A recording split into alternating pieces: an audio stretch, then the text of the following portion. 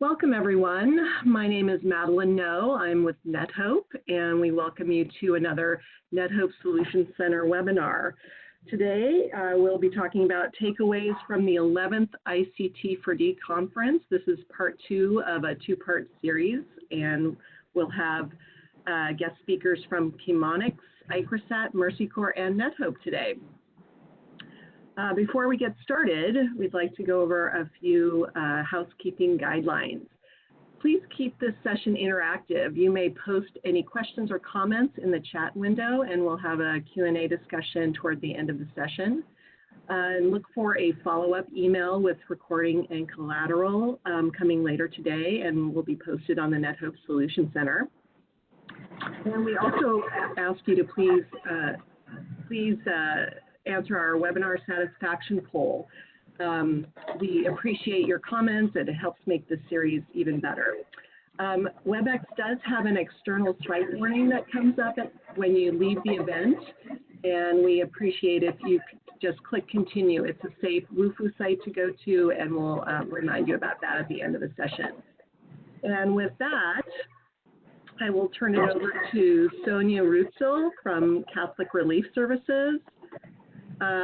Let me just hand that off to her.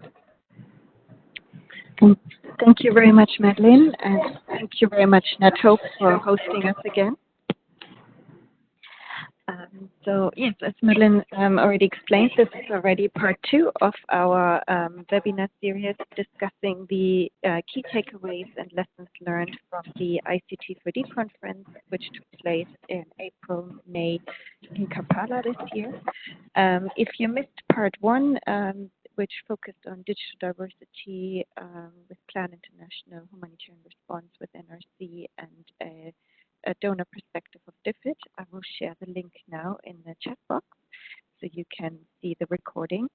I also like to remind everybody to make use of the chat box to post any questions you might have for our speakers, and also if you have any information links you'd like to share with our group, please feel free to use this as an interactive component. Let me just, now it's my pleasure to introduce you to our speakers. Just see where we've got the slides. Here we go. We have a wonderful speaker panel assembled for you. So I'd like to introduce you to Ray Short. He's the Director of Institutional Partnerships and the Chief of Party at NetHope. Ram Julipala, he's the Head of Digital Agriculture and Youth at ICRISAT. ICRISAT is part of the SIGA group, and it's the International Crops Research Institute in semi-arid tropics. Michael Dawson is Senior Technology for the Development Advisor at Mercy Corps.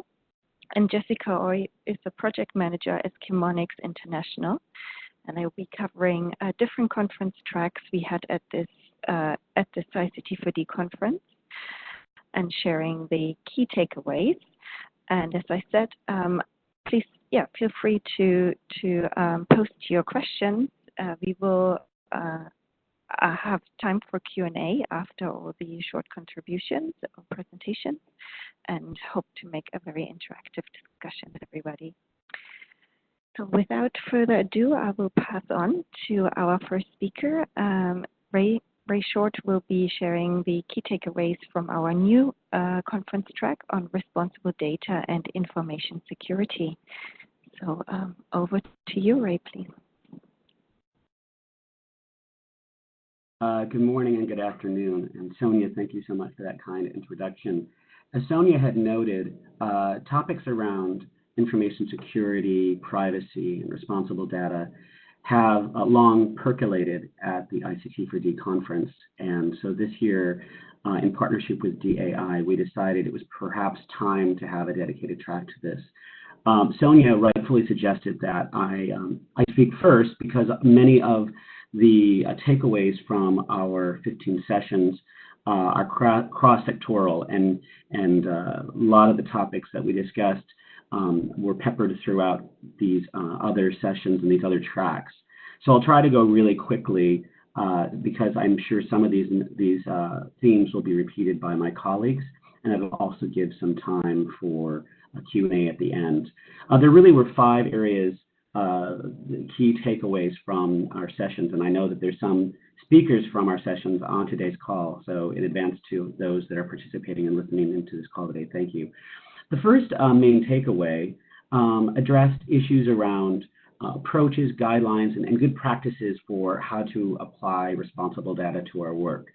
And when we talk about responsible data, we're talking about how to shepherd and guard the identity and the use of this data, while at the same time attempting to be as transparent as possible with our donor and with the broader development community. And that's sort of has natural tensions. And so we had presenters from DIAL and USAID and GIZ.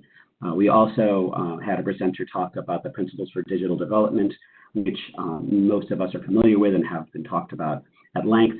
But even in those principles, there are elements that focus on responsible data. Essentially, the principles of data security and data transparency need to be integrated better within project plans of those in our sector and further expanded with organizations, systems, and structures. And that was a main takeaway from the multitude of sessions that we had addressing this. But happily, we found through discussions that there is a trickle-down effect of implementing these kinds of best practices, because if you as an implementer start to adopt responsible data practices and you have policies in place that stipulate what kind of data can be shared with what stakeholder at what time, we found that a lot of your partners, and even in some cases donors, start to mimic that and start to respond accordingly. So we like to believe, and we've seen in the panel discussions, that this may just be the very beginning of the discussion, and then if we were to gather again 5 years from now, this topic of responsible data would be integrated into everything we discuss. That said, what came out in many sessions was that effective regulations that actually apply to big data and how it is to be used are very much in their infancy. And there are political actors and development agencies that are all trying to understand the foundations, the limitations, the biases that apply to this. And so this is a very early part of the discussion. But the unanswered question at the end of the conference was, how do organizations and governments pay to fund initiatives around responsible data? It's easy to have guidelines and directives, but there is a real cost to it. And there was no solid answer on that, but hopefully we'll get to that. Another takeaway about which we had a large plenary discussion on the last day was how to balance data transparency with privacy. There's an inherent tension there, and built into every discussion that we had throughout the week was this struggle to find that right place. And one of the key elements was the topic of informed consent. So how do we assess whether somebody truly understands what their data is being used for, and what is informed consent, and how do you collect it? And one person wrote quite saliently, they wrote, or spoke, I should say, that consent is not just signing an agreement. It really is, it involves understanding. And this becomes increasingly problematic when you're in places where there's a power disequilibrium. If you have an implementer who's offering material aid, such as housing or food or what have you, and prior to providing that aid, you ask them for informed consent. Can we please use your data and collect your data? This is not really true informed consent, because now there's undue coercion involved, because if you don't provide that consent, maybe you don't get that aid, or maybe you do, but there's a perception that you won't. And so that was a very large, again, slightly unresolved conversation, but it was a very healthy one because we talked about what true informed consent can be. And we also acknowledged in our many discussions that even anonymized data needs to have the right level of consent before collection and analysis, because nothing can be truly anonymized.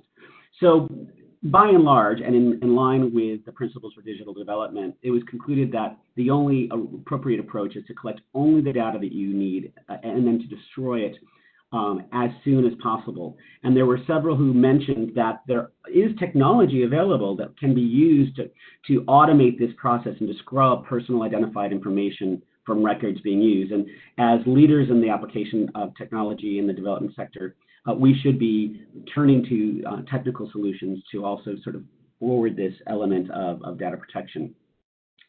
We had an interesting panel discussing GDPR, and we found that a lot of countries, particularly in Africa and Southeast Asia, are starting to adopt their own GDPR-like regulations. But there's risks involved with this because many of those in the governments who are encouraging the adaptation of these kinds of regulations don't fully understand what GDPR does, did not go through the whole information exchange process to get them in place.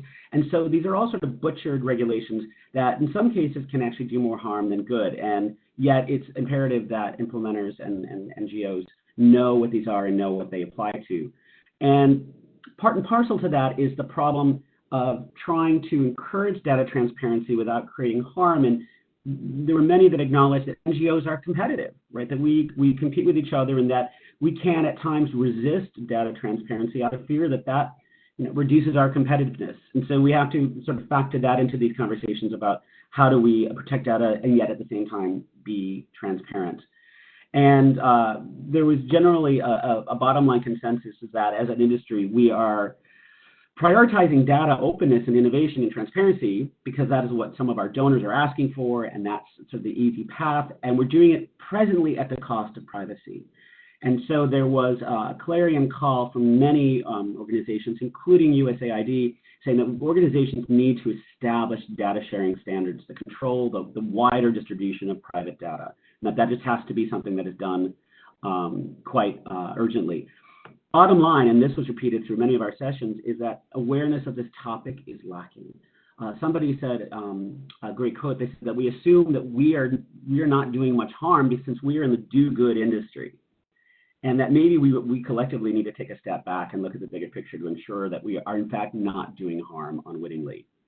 The third takeaway was around risk assessments and mitigation, and GDPR suggests that doing things such as private impact assessments and data protection impact assessments is really part of good business practices. And CRS had a great session covering the privacy impact assessments that they had developed and executed. And these assessments are best advised to be done at the earliest stage of program design so that you can look at how you are collecting data and where inadvertently, since almost all of the time it's in an inadvertent accidental leak of data, how that can be rectified before you actually execute the program. And one great comment from a colleague at CRS noted that privacy, in their perspective, is a human right. And that, in fact, it's sometimes often mandated by local laws and regulations, which goes back to that GDPR and that spreading of these quasi-GDPR rules. And it was noted that there are many great templates and best practices out there that can help in program design, that is, to avoid these pitfalls. And with Tanya's assistance, I can get some of these things out to you if you want to, Sonia, excuse me, if you want to get some of those templates in hand. The fourth takeaway was around training and awareness, and I think that my colleague speakers here will talk about training and skills development in their summation as well, because it was an ongoing theme across the week. And there was a lot of discussion around what our community's responsibility is in building digital resilience. And the bottom line essentially was that our goal is to empower people to make better informed decisions, that we're not going to, as an industry, be able to fully address how technology is facilitating the ease of sharing information that may be private, but that we are empowered and should be directed to enable our stakeholders to make better informed decisions and to better understand their digital footprint beyond the work that we do with them.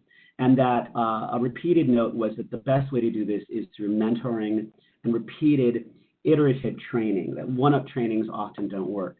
And a good colleague from Counterpart International noted that when we have these kinds of trainings, and again, this may be repeated by my colleagues, that it's important to include women, because often, unintentionally, women in organizations in the developing world are the weakest link. And that is because a lot of these technology-based trainings are attended by men. And there's all sorts of societal reasons why this may be the case. But if we only send the men to these trainings, the women in our staff will lack the critical understanding of, for example, how not to click on phishing links. So if you have, for example, a receptionist in a field office who is a woman who never received critical training, she may be the first to click on a phishing link, and that thereby may spread a virus across an NGO's network, thereby endangering everybody. The bottom line of that whole topic was that organizations currently are really in a reactive mode, and we should carry out much more proactive awareness training and develop those skills on how to deal with email and online security before we actually execute programs. And the last key topic was about digital IDs, and I know that another session talked about digital IDs as well. They're incredibly valuable. They help reduce fraud, increase efficiency. They help to assure that certain stakeholders are not left behind. But they also can create an information bottleneck because they will create a huge body of information with little resources to know how to dissect it. There was note that there's really two types of digital IDs and that they each have their own risks. There's functional IDs, for example, that are only used for a very specific purpose and maybe for a very specific program. And then particularly in the refugee context, there's these foundational IDs that are now being increasingly used for a broader array of services. And the latter have significant challenges for securing their data. And there's high costs around securing these data. So it may be a low cost to issuing the IDs, but often there's an unseen higher cost around securing that data around the IDs and evaluating the data responsibly. And there's also questions that have yet to be resolved around the ownership of the digital IDs data, and that there are challenges around transferring that ownership to local actors once NGOs have them in place. And lastly, there was this voice concern from several parties about how, depending upon the ownership of digital ID data, it can be used for nefarious means. It can be used for targeting or even repression if it's used within a volatile context. So all in all, it was a great session. We had some great participants, and like I say, I hope that we can continue to repeat this session in future years' workshops because it's an increasingly important topic. Thanks, Sonia. Thank you very much, Ray. And thank you very much for the great summary of this conference track and a very good introduction to the next summaries that are all obviously very data-driven. And so, yeah, that leads me to introduce you to our next speaker. It's Ram Dulipala from ICRISAT, and Ram will be sharing some key takeaways and lessons learned from the agricultural conference track, which was co-shared with CRS. And again, for many years, a very popular track at this conference. Ram, over to you. Sure. Thanks, Sonia. Good morning, good afternoon, and good evening to all the people who are joining this webinar from wherever you are. So let me jump straight into the topic. As Sonia put it, this is probably one of the most popular tracks within the ICT4D conference. We have a very interesting mix of participants. We have participant speakers from development organizations, speakers from NGOs, speakers from research organizations, and this year we also saw some greater participations from other CG centers, apart from ICRISAT, we also had representations from IFPRI and from IIT and a few other centers. The interesting part, if we kind of take a bird's eye view of the kind of talks and the kind of topics that most of the speakers have tried to cover, is definitely digital and ICTs offer some very interesting solutions to some very real and challenging problems out there. But a key constraint experienced by most of these projects, as is that they kind of are pretty much stuck in a project mode, that is, or probably stuck in a pilot mode. And most people kind of find it challenging to take any one particular pilot or a project and then really scale that out and create impact. So that's where, this year we were very deliberate around creating a session called Evidence-Based Approaches for Digital Agriculture. That is, we specifically wanted to articulate and draw on the experiences of all the great speakers that we get. So we had a panel discussion where we had some very interesting discussions around what is it that that the research community, or what is the kind of evidence that we as the community of practice could actually put together and create those necessary reusable frameworks or the reusable knowledge which probably could power some innovations that could really achieve scale. So this was a very interesting session that we had, especially at this year's conference. But couple of very interesting points that generally came out are that in general, I think there is a very high rates of failure within the ICT for ag space. But unfortunately, I think very often there is very little analysis or review done about the failures that are existing, and quite often the few success stories actually become the poster boys. That probably is a bit of a disservice to this entire community, in the sense that we should really have some structured way of researching and developing evidence from the failures and create those reusable frameworks and the necessary body of knowledge which can really enhance the chances of success. So this is one key takeaway that we had from the 11th edition. Secondly, there are a lot of farmer-facing solutions that are being developed by a number of actors, but I think the reality, as experienced by most of the people, most of the actors who are actually rolling out these services, is there is a lot of intermediation that is necessary for for transmission of the knowledge-based products. For instance, what I mean by that is farmers. That probably also leads to my third point. Digital literacy is a challenge. We are dealing with smallholder farmers who are operating out of resource poor context and who do not have great who are probably semi-literate, and in this context, if we are expecting a farmer to be able to use a mobile app, or to be able to consume an SMS that arrives and make a decision, I think that's a little difficult. So the evidence, and based on the most of the talks that we heard from the speakers at this year's ICT4D, the reality seems that there is still a massive amount of intermediation that is necessary at the last mile for transmission of some of the information products that are being provisioned through digital technologies. And secondly, another important point that also emerged from a lot of these talks is you have digital solutions for farmers can't address piecemeal information requirements. You'll have to agriculture is a very context specific, is a very high context craft, which means that farmers have to make key decisions around pre-season planning, around sowing, around crop management, around harvesting, around marketing, right? So the experiences generally lead us to believe that a lot of experiments which were trying to address a specific information or a specific decision support for a farmer haven't really experienced very high levels of adoption. Whereas the experiments where the farmers, the digital solution was more a very broad-based platform to engage the farmer right through the season, and using that platform to provision important information services. These kinds of experiments have seemed to gain a greater traction, which leads us to probably it would be safe to conclude that there's no point trying to provide single stream supports, but rather think of bundled solutions within agriculture. So this is something that was cross-cutting learning that was emerging from most of the talks. I already touched upon the importance of digital literacy and the role of intermediation for the transmission of information products to the farmers. There's also a lot of interesting talks.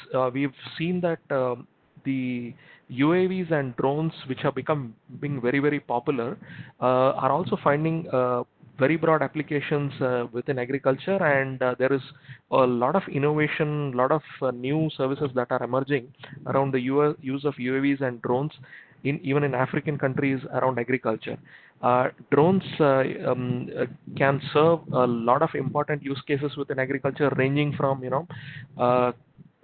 doing a quick crop type mapping to understand cropping patterns, or to understand a quick assessment of the crop health over fairly large areas, or in the event of any event like a drought or a flood, if an insurance company wants to kind of get a very quick assessment of the kind of damages, or a policymaker wanting to understand the kind of damages that they're potentially looking at, UAVs are offering affordable, quick, near real-time solutions to achieve some of these use cases. But drones is also a very sensitive subject, in the sense that a lot of governments operate, pretty much most of the countries have very strong sovereign controls around the use of airspace, and to a certain extent UAVs and drones kind of infringe upon some of the authorities of these sovereign agencies. So there is some tension that is kind of palpable as far as regulations, or as far as around the operating guidelines for the usage of drones is concerned. But having said that, I think most governments and most agriculture dependent economies are increasingly waking up to the massive possibilities that drones and UAVs can offer. But it's definitely a conversation that I think is progressing in the right direction. And I think a big part of the talks around UAVs and drones as part of this year's ICT4D was more around how the regulations should kind of pan out, and the kind of engagement that is needed with governments to make UAVs in agriculture a reality. Last point, which probably is a cross-cutting point, is about the new business model of service providers. Now, I think increasingly donors who fund a lot of ICT4Act projects are asking the question around sustainability of these digital interventions, and that's where I think if you look at the first generation of ICT4Act projects, most of these were kind of funded with public money, either through donor money or through government money. But increasingly, I think the donors and the private sector also is waking up to the possibility of using some of these ICT interventions, and building some very real business models around it.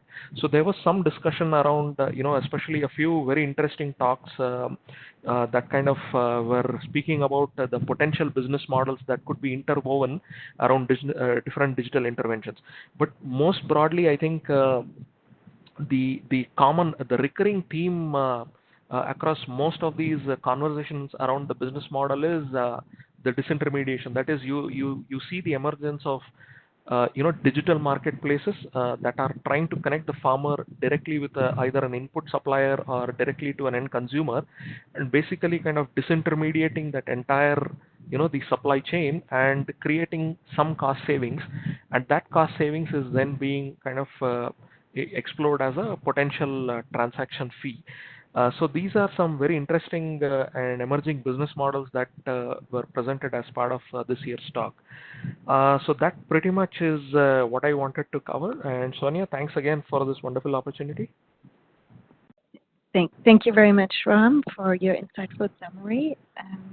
Also, a quick reminder to everybody to post your questions in the chat box for any of the speakers. We will have some time for Q&A afterwards.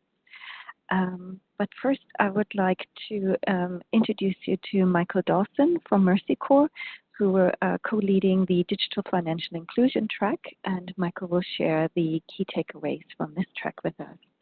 Over to you, Mike. All right, thank you, Sonia. I'll do my best to be brief so we can leave some time for questions for everyone. The first bullet point from the Digital Financial Inclusion track was around holistic and market systems approaches to digital financial inclusion and the digital empowerment of women, rural, and underserved populations. And so this really means using people-centered design and taking a collaborative approach that focuses on the problems and needs of the target population rather than the technology itself. So considering things like user specifics, your place in the ecosystem, nuances of the market you operate in, et cetera. And these really shouldn't be news to those of us who've been working in ICT4D for a while. And these observations, reinforce many of the principles for digital development, which Ray mentioned earlier in this session, including design with the user and understand the ecosystem. So if you're not already familiar with the principles for digital development, I definitely encourage you to head over to digitalprinciples.org and take a look at some of the great resources that are available to kind of help you think through design and implementation of programs with a tech component. Next bullet point is around financial literacy, and I would also expand that to include basic digital literacy and skills, as Ram just discussed in his overview. Financial literacy training has been an important component of digital financial inclusion work for some time now. And I think now we're starting to see that the digital skills building piece is finally coming to be recognized as being really just as crucial and almost a prerequisite for program participants in digital finance related projects. There's a variety of approaches out there to teaching financial literacy, ranging from in-person trainings to apps and so on. But one point that came up in a session that we had in our track on this topic was the efficacy of interactive voice response, or IVR, for reaching lower literacy populations at scale. Something to keep in mind if that's your goal. Digital financial inclusion for smallholder farmers was the focus of our track's big plenary discussion, which was led by Mercy Corps' AgriFin Accelerate program and in conjunction with UNCDF, who were co-leads on this track. So smallholder farmers produce around 70% of the world's food, yet they remain largely underserved by financial institutions. And by some estimates, there's about a $450 billion global demand in financial services to smallholders farmers that's not fully being met. So some of the barriers to smallholder ag financing that were identified were difficulty in assessing and managing risk properly, poorly designed financial products and services that didn't take into account the special needs of the smallholders, and administrative challenges and high cost of operations. So in this plenary session, UNCDF presented on the digitization of agricultural value chains, and some of their lessons learned from that process include that recognizing without the proper digital infrastructure in place from the start of the program, your digitization effort will likely fail. And so these are basic things that include electricity, connectivity, agent networks, liquidity of those agents, and so on.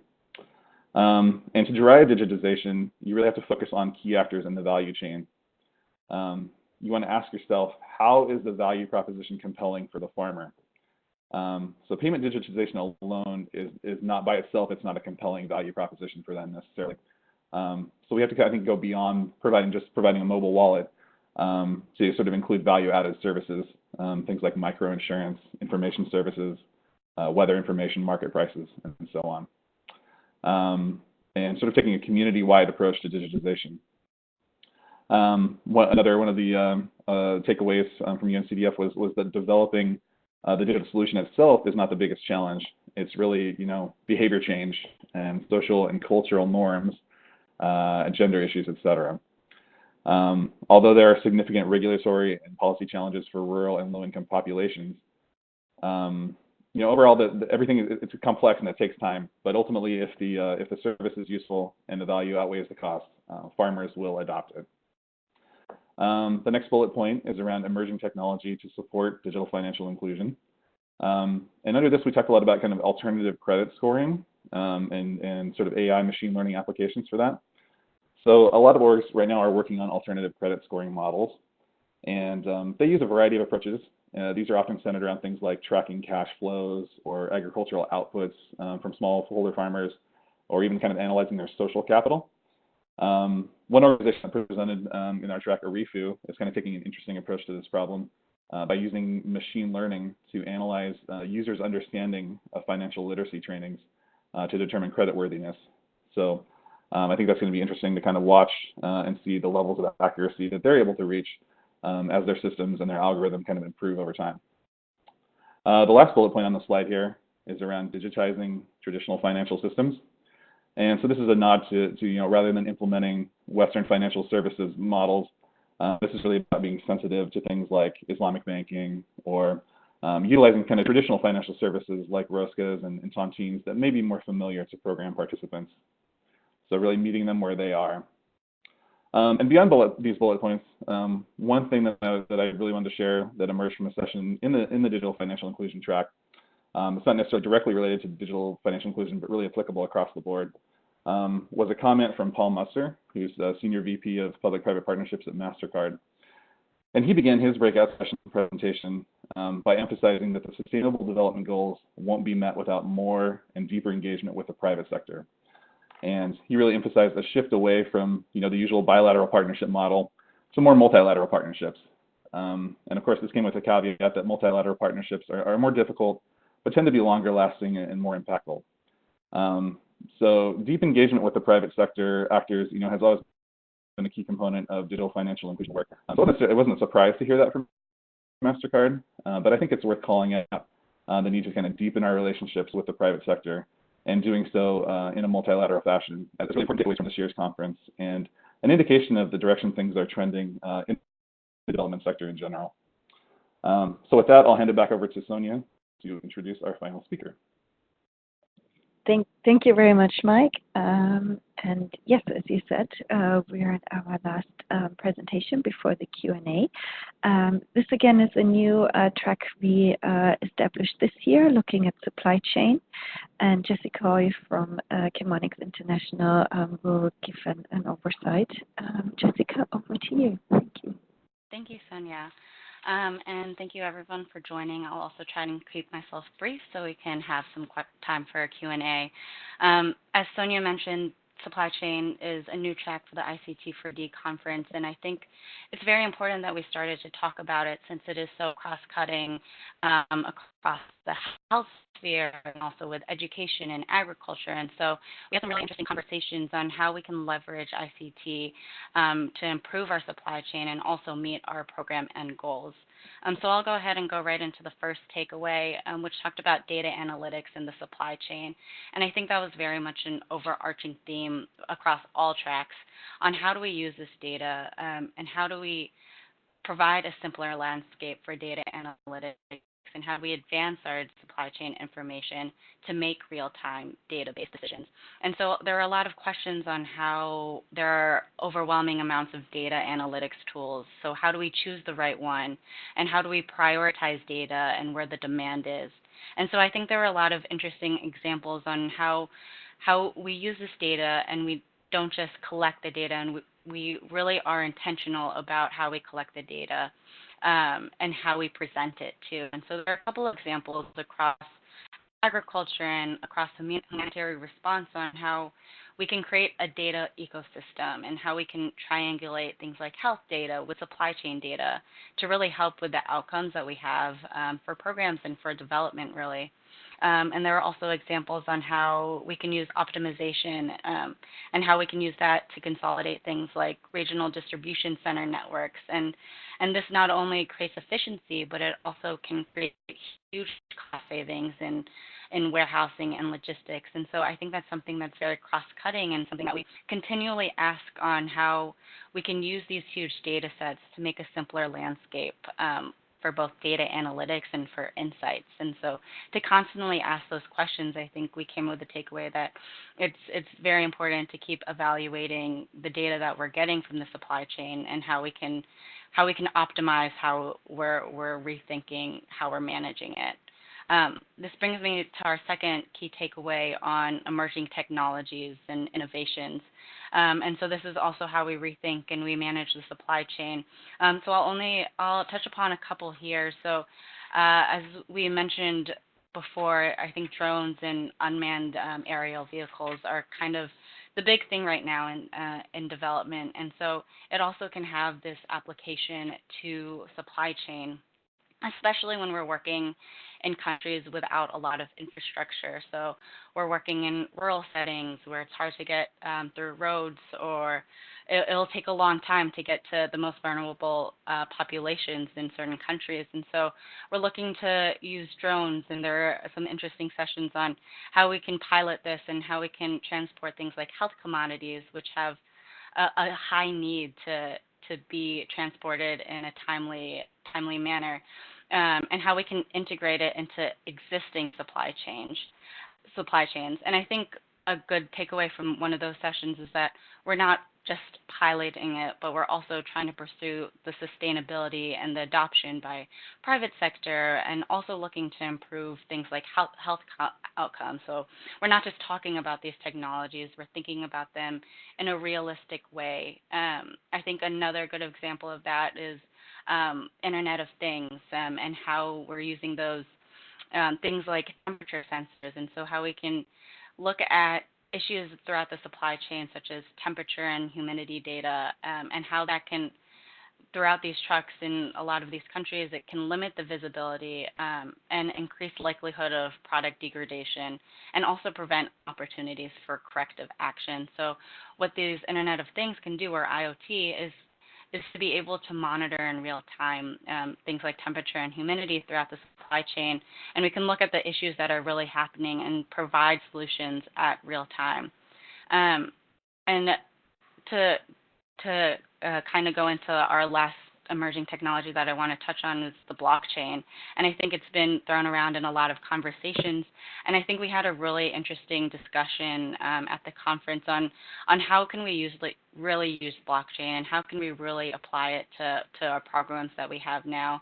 And it has such a huge opportunity for good. And so it can verify data such as distribution, quantity, and expiration data, again, shipping orders at every step of the supply chain. And we can use it with things like Internet of Things, or IoT, to create this real-time reporting. Or we can also use it to automate processes such as smart contracting and billing. And so I think we touched about all of the good opportunities that there are, but we also talked about the high risks. And I think that was kind of a key takeaway as we're looking at these innovations and these emerging technologies, is to really be aware of the risks that we have when we're applying it into the supply chain, and to really understand before we full on we do everything, is to really understand what the need is, and how it will realistically be used, and how, while it can be more efficient, we have to make it sure that it's more responsive to users' needs. And so I think that's one of the takeaways as we're looking at these different technologies, is to really think about the sustainability and really think about how we're using it throughout the supply chain. Bringing me to the third point is how we can use these digital tools to rethink, again, how we manage our supply chain. So I think in an increasingly digitalized and globalized world, it's critical that we use these tools to be able to respond to the need to eliminate a risk for human error. And I think that's kind of the big opportunity that we have with these tools, is that we can eliminate the risk for manual entry, or how we manage incidents throughout the supply chain. We can also use things within the supply chain for things like global standards, which is kind of throughout different sessions we talked about the need for global standards, especially with these global supply chains, and that helps us combat things like product inauthenticity. And so we can implement these track and trace systems where we can track products along the way across different countries, as long as we have global standards within our products. And so that, of course, requires a lot of cooperation and coordination with different systems and with different countries. And so I think that also brings us to the last point on the interoperability and connectedness between several digital tools. And so we had a lot of good conversations and discussions on how do we connect these different systems that we have and all these digital tools, especially within the supply chain. It can be easy to be siloed in different parts, that you have warehousing and distribution in one country, and then you have a bigger system at play. So we talked a lot about how these digital tools can give us the opportunity to create a system of information and to use the supply chain information across the board. So I think it's bringing to mind to be able to coordinate across all different systems and all different players along the supply chain, especially on a global scale, to really be able to leverage ICT4D or the ICT technology that we have, and be able to leverage it in a meaningful and efficient way to meet our end goals. And so it was really exciting to be part of these conversations and really talk about the opportunities that we have and how we can continue to improve going forward. So we hope to continue those conversations as we continue to think about how technology and ICT can be used for supply chain. So thank you, Sonia, and thank you for this opportunity to speak to it. Thank you very much, Jessica, for the summary. And yeah, big thank you to all of the speakers. We now have some time for Q&A. So again, that's an opportunity for everybody to post any questions you'd like to ask in the chat box. One question that came in was very much around NGO collaboration and partnerships with the private sector. And it was now specifically about the case of Facebook announcing the Libra Association a couple of weeks ago. And yeah, raised concerns. While this is obviously a very interesting project and can transform the way we offer cash assistance in the humanitarian context and maybe beyond. There are also some ethical questions involved. So question here is, I think maybe I can ask Ray first, because I know within the responsible data track, we talked a little bit about how the ICT4D community or NGO community role is in building a digital resilience and sort of ensuring a more ethical approach to responsible data, I guess, beyond their own projects. So maybe you have any thoughts on, I guess, sort of privacy issue and maybe what the ICT4D community or NGO community could do, or maybe what was discussed at the conference. Are you happy to say a few words? Sure. Well, Sonia, while we didn't speak directly about private and public partnerships, we did have a general consensus across all of our sessions that the NGO community is catching up to the private sector. And yet that is specific to whichever player you're talking about. So it's well understood that Facebook has a fairly loose interpretation of privacy. And so, you can approach them with that in mind. But repeatedly, panelists talked about the need for institutional standards and that organizations need to set up their own internal standards that are documented, that are vetted by privacy experts. And so if you get into a situation such as with Facebook, where they are essentially dangling funding in front of you, you have an existing floor. You have an existing set of policies that you can share with them and that you can lean upon and say, listen, this sounds all really great. We need to have some modifications done because these are the policies that we have vetted, that we have established, that we live by. And we're still, as an industry, fairly reactionary. And too many of us put these policies in place only after we've been hacked, or somebody's been threatened, or somebody is lucky enough to go to the ICT4D conference and hear that this is of urgency. But again, each private sector player is going to be different. In general, though, it was generally agreed that we are actually behind the application of these. And so hopefully the vast majority of private sector partners with whom we might engage or who might provide us funding will actually have relatively robust privacy standards in place and will actually ask us to meet them halfway. But in the absence of that, we have to lean upon having policies in place before we have those discussions.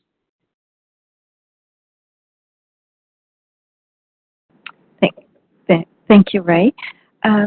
Mike, do you have anything to add, especially since you were just sort of mentioning earlier our deeper engagement with the private sector? Surely this might be a scenario we will, our sector will encounter more frequently in the future, looking at engaging with new actors and maybe in different types of business models. Yeah, I think Ray was spot on in terms of making sure that we have solid privacy policies within our organizations that can help ground some of these partnerships when it comes to privacy. And certainly the topic of informed consent, which came up earlier, is one that still is not fully resolved. I think it's to the extent that how informed is anyone, in in the developed world, let alone when we are installing software or something, signing up for a service, and we click through the user agreement. Do we even know what we're clicking through? And so then that issue is of course magnified when you're talking about vulnerable populations in the developing country context that just may not have that same even as much understanding as we do, which is still not maybe totally sufficient. But one issue specifically related to Libra that I've been seeing, at least in the press, has kind of come out over the last couple of weeks. A lot of the articles that I've read have really been like equating Libra Association to Facebook as being sort of one and the same. And I'm not sure that's definitely not accurate. I don't think. I think Facebook is sort of a incubator for Libra, and the Libra Association itself is going to be independent. It's registered as a Swiss nonprofit entity, and Facebook is a member of the Libra Association, but only has a 1% interest in the association, which is the same as every other member, including Mercy Corps, including Visa, including PayPal, including MasterCard, so on. And so the members will kind of elect their own board, have their own executive director. So it's not as directly connected as some might fear. Data will be stored kind of in the blockchain and be public accessible, as with other cryptocurrencies. One area where people do really need to be concerned is around the digital wallets, because the digital wallets do include personal data. And so Libra Association is not making a wallet. Other people, including Facebook, will make them. So people really need to decide which wallets they trust. And if we find, if it should happen that Facebook is not, using personal data from their wallet in a responsible manner, then I would advocate that people don't use the Facebook wallet. But I think there's going to be a lot of digital education, both on the NGO side and on the participant side, necessary, because this really is a sort of a sea change in the way that this work is happening. So I'll cut it off there. Thank you, Mike. I guess it's just generally we saw a lot of conversations around collaborations with either new entrepreneurial actors or also specifically with government and regulators. And so I was wondering, I might ask Jessica first, but then also Ram, if you have any sort of further advice or any further discussion you came across that you came across during the conference or in general around tips around collaborating, particularly with whether it's new actors or different types of governments on sort of new projects. Yeah, of course. Thank you, Sonia. And I think that's actually a pretty big overarching theme, especially when you're looking at these huge sets of data, and also with these global supply chains. So how do you really coordinate across different actors, and how do you make sure that these things aren't siloed and that you're sharing information? And I think that's one of the biggest things that was kind of a key takeaway too, is to ensure that we are working better between, not just within our organization, but also within projects and programs. And so making sure that these conversations are happening and these discussions are happening. And I think one of the biggest things is I think a good example on standards. And so how do we make sure when we're running a global supply chain, how do you make sure that the standards are all the same? And so I think we talked a lot about how do you communicate with different governments and different regulators on how to make these products even on the same kind of level and ensure that we're tracking them in the same way. And so I think one of the biggest things is just to make sure that those conversations are happening, and to be very realistic in our approach, and to not just think about present, but also think about what is this going to look like in 5 years. And obviously a lot of these technologies that we're implementing won't happen today. So I think it's continually asking the question on how do we look towards the future, and how do we really integrate it into our programs, and to really work with the actors and have those conversations on this is our end goal, and this is what we're looking to implement. And so to have that future vision in place and to really integrate that now into how we are running the programs, I think is very important. Sorry, I was on mute. Thank you, Jessica. Ram, would you like to also share a few words, particularly since you mentioned collaboration with the government as being very challenging, particularly around sort of drone regulation, but I guess obviously in general, a very, very important element for any ICT4Agri initiatives, particularly on a large scale. And also, oh yeah, maybe I'll leave it there, and then later I'd like to talk a little bit about youth. Yeah, no doubt about it, because a big part of most countries, the agriculture department, the R&D, agriculture R&D typically is undertaken by the agencies of the government, like the agriculture department or the Ministry of Agriculture. And these organizations have two major assets. One is, of course, the data that they've probably been collecting over large, vast amounts of amount of data that they would have accrued within those institutions. And secondly, a lot of these organizations have, a lot of these sovereign institutions have also very strong feet on the ground in the form of extension. And both these assets are very important for any good ICT for ag intervention to kind of either roll out or to achieve impact at scale. And generally, whenever there is any new project or any new proposal that we propose, very often working with the government becomes a very important lever for the success of the project.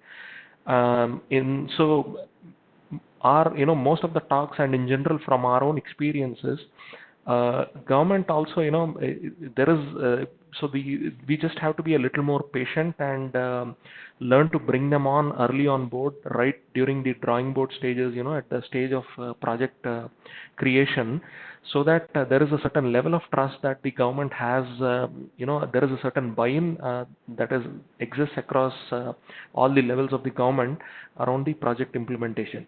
So, and what was also heartening to see, Sonia, in this edition of ICT4D is a lot of the AgTrack presentations were not solo presentations, in the sense that it wasn't just one organization that was actually presenting. You saw that it was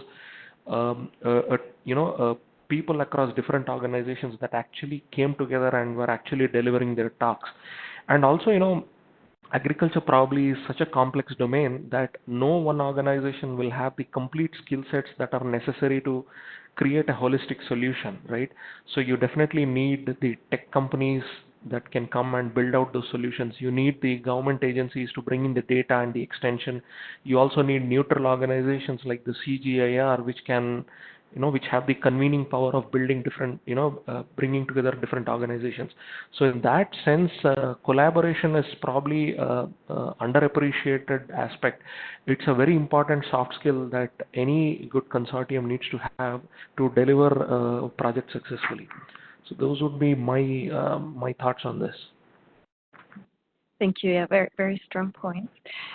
Before I ask all the speakers for some final conclusion, whether it's a comment or whether it's a call for action, I would like to just share a quick comment from my side. So as we've seen very much at this conference and also over the last few years, with regards to the speaker applications, but also the sessions that were chosen and the content of the discussion, is that we seem to be really moving away from just looking at the emergent technology or technology as such, but really the big questions are around the soft skills, so the training, the collaboration, the obviously we still always talk about inclusion and investment and creating awareness, but it's really less focusing on just the shiny new technology, but really around the how to use it more efficiently.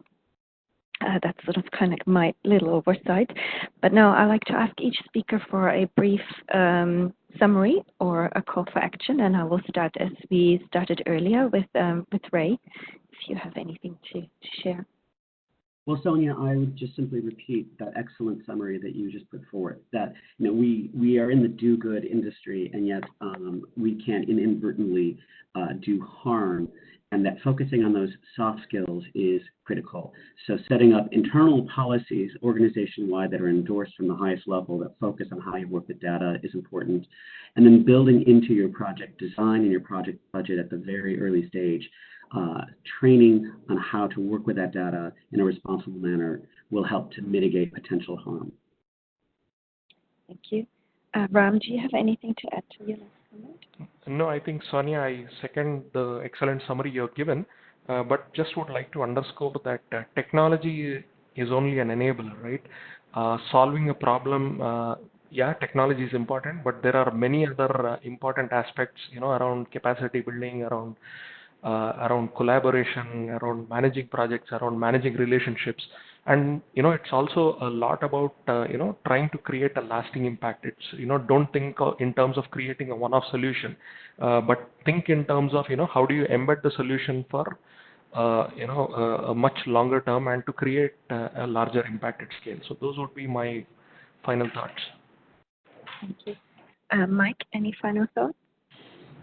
Yeah, no, Bram, I like your point about not creating a series of one-off solutions and really taking things to scale. I think through partnerships across the NGO spectrum as well as with private sector organizations, I think we can hopefully get away from the pilotitis, so to speak, that's kind of defined ICT4D in past years, and as our sector matures, really more move towards putting forth collaborative, game-changing solutions at scale and with lasting impact.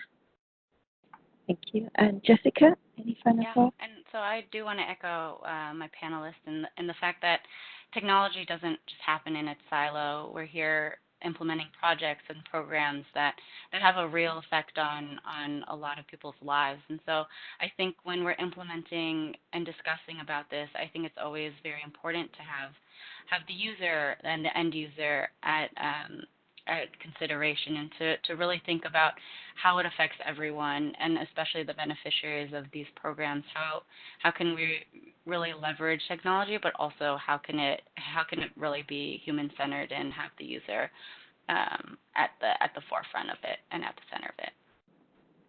Thank you. Wonderful. Thank you all very much. We're at the end of our webinar already. So thank you, Ray, Ram, Michael, and Jessica. And thank you, everybody, for attending. We will take a break in August, and we will be back in September with another webinar. We'll share the dates and topics soon.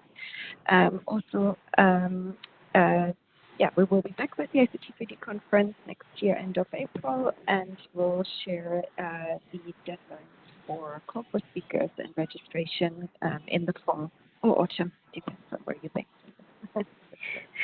So thank you all very much, and thank you, NetHope, for hosting us. Thank you. Cheers. Bye-bye. Yeah, thank you, guys. Everyone.